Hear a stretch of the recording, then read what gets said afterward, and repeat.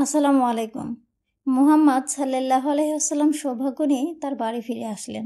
তার সামনে যে ঘটনা ঘটেছিল তিনি তা আল্লাহর অনুগ্রহে প্রতিহত করলেন এবং এর ফলে কুরাইশ গোত্রগুলোর মধ্যে আসযুদ্ধ তিরোহিত হয়ে গেল। আর ঘটনা হলো যে কাবার মধ্যে হাজরে আসওয়াদকে তার যথাস্থানে কে রাখবে সে ব্যাপারে দ্বন্দ্ব দেখা দিল।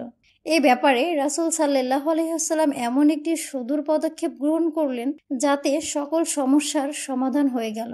তিনি তার চাদরটি জমিনের উপর প্রসারিত করলেন এবং হাজরে আসওয়াদটি নিজ হাতে ধরলেন এবং তা কাপড়ের উপর রাখলেন।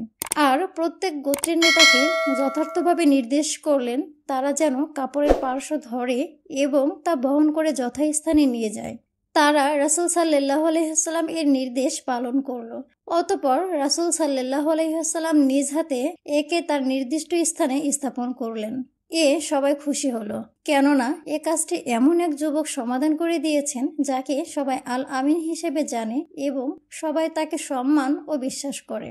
রাসূল সাল্লাল্লাহু আলাইহি ওয়াসাল্লাম ঘটমান ঘটনাটি ভাবতে ভাবতে নিজ গৃহে পদার্পণ করলেন। হঠাৎ করে তিনি ঘরের মধ্যে নড়াচড়ার শব্দ পেলেন। তখন তাকে এ সংবাদ দেওয়া হলো যে তার স্ত্রী খাদিজা রাদিয়াল্লাহু আনহা একটি সুন্দর ফুটফুটে কন্যা সন্তান প্রসব করেছেন। তখন তার বাবা তাকে দুই হাতের মাঝে তুলে নিলেন এবং স্বীয় স্ত্রীর উদ্দেশ্যে মৃদু হাসলেন এবং বললেন, আমি এ সন্তানের নাম রাখলাম ফাতেমা।